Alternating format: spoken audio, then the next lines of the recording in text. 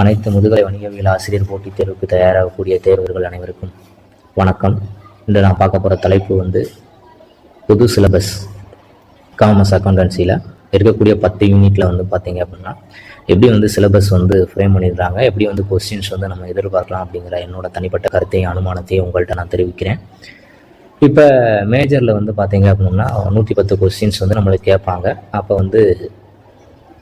ஒரு யூனிட்டுக்கு 11 கொஸ்டின் அப்படின்னு ஆவரேஜாக நம்ம கணக்கு பண்ணால் தான் 110 கொஸ்டின்ஸ் வருது. சரிங்களா? இப்போ இதில் first unit business organisation management. அதில் 2 தலைப்புகளை உள்ளடக்கியதாக இருக்குது. முதல் யூனிட் பிஸ்னஸ் ஆர்கனைசேஷன் அப்படிங்கிற ஒரு தலைப்பு, மேனேஜ்மெண்ட் அப்படிங்கிற ஒரு தலைப்பு. இப்போ பிஸ்னஸ் ஆர்கனைசேஷன்லேருந்து ஒரு 6 கொஸ்டின்ஸ் கேட்கலாம், மேனேஜ்மெண்ட்லேருந்து ஒரு 5 கொஸ்டின்ஸ் கேட்கலாம். அதே மாதிரி யூனிட் 2 பொறுத்தளவுக்கு marketing and human resource management. இதில் மார்க்கெட்டிங்லேருந்து ஒரு 6 கொஸ்டின்ஸ் கேட்கலாம், ஹியூமன் ரிசோர்ஸ் மேனேஜ்மெண்ட்லேருந்து ஒரு 5 கொஸ்டின்ஸ் கேட்கலாம். அடுத்து யூனிட் 3 பொறுத்தளவுக்கு பார்த்தீங்க அப்படின்னா banking, insurance, financial market, auditing, இந்த 4 சாப்டர் சேர்ந்து பார்த்தீங்கன்னா யூனிட் 3 கொடுத்துருக்குறாங்க. இதில் பேங்கிங்கில் ஒரு 3 கொஸ்டின்ஸ் கேட்கலாம், இன்சூரன்ஸில் ஒரு 2 கொஸ்டின் கேட்கலாம், ஃபினான்சியல் மார்க்கெட்டில் ஒரு 3 கொஸ்டின் கேட்கலாம், ஆடிட்டிங்கில் ஒரு 3 கொஸ்டின்ஸ் கேட்கலாம். அடுத்து பார்த்தீங்க அப்படின்னா உங்களுக்கு யூனிட் நம்பர் 4. யூனிட் நம்பர் 4 பொறுத்தவரைக்கும் பிஸ்னஸ் லா அண்டு கம்பெனி லா கொடுத்துருக்காங்க. இதில் பிஸ்னஸ் லாலேருந்து பார்த்தீங்க அப்படின்னா ஒரு 6 கொஸ்டினும், கம்பெனி லாலேருந்து ஒரு 5 கொஸ்டின் கேட்கறதுக்கு வாய்ப்புகள் இருக்குது. அதுக்கப்புறம் யூனிட் 6 பொறுத்தளவுக்கு ஆண்டர்பிரனரியல் டெவலப்மெண்ட் அண்ட் இன்டர்நேஷனல் பிஸ்னஸ். இந்த தலைப்பை பொறுத்த மட்டும் பார்த்தீங்க அப்படின்னா ஆண்டர்பிரனரியல் டெவலப்மெண்ட்லேருந்து ஒரு 5 வினாவும், அதே மாதிரி இன்டர்நேஷனல் பிஸ்னஸ்லேருந்து ஒரு 6 வினாவும் கேட்பதற்கான வாய்ப்புகள் இருக்குது. அதுக்கப்புறம் யூனிட் நம்பர் 6 பொறுத்த வரைக்கும் ஃபினான்ஷியல் அக்கௌண்டிங், அதாவது advance accountancy all in one அப்படின்னு நம்ம சொல்லுவோம்.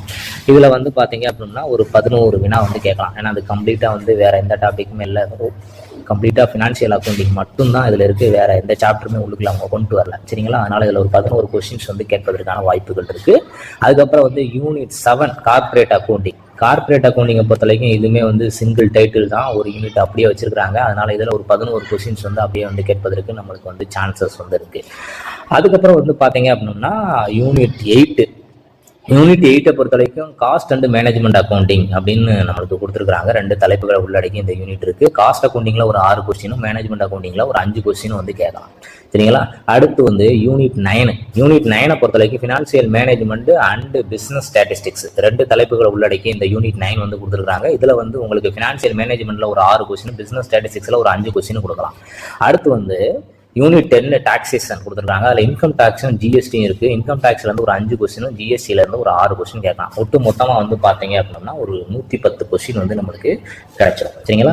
இப்போ இதில் பார்த்தீங்க அப்படின்னா இந்த 110 கொஸ்டினில் குறைந்தபட்சம் பார்த்தீங்க அப்படின்னா நம்மளுக்கு தெரிஞ்ச பகுதியாக நம்ம எடுத்துக்கிட்டோம் அப்படின்னோம்னா ஒரு 90 கொஸ்டின் நம்மளுக்கு தெரிஞ்ச பகுதியிலிருந்து வருவதற்கான வாய்ப்புகள் இருக்குது. ஒவ்வொரு யூனிட்லையும் பார்த்தீங்க அப்படின்னா மொத்தம் நம்மளுக்கு 10 யூனிட்ல இருக்கு. ஒரு யூனிட்டுக்கு 2 கொஸ்டின் நீங்கள் வெளியே எடுத்துட்டீங்கன்னா ஒரு 20 கொஸ்டின் நமக்கு எப்படி பார்த்தாலும் தெரியாததாக வரும். நம்ம பார்க்காதது, இது வரைக்கும் கேள்விப்படாதது, நம்ம தெரிஞ்சுக்கிறாத விஷயங்கள்லேருந்து வருவதற்கான வாய்ப்புகள் இருக்குது.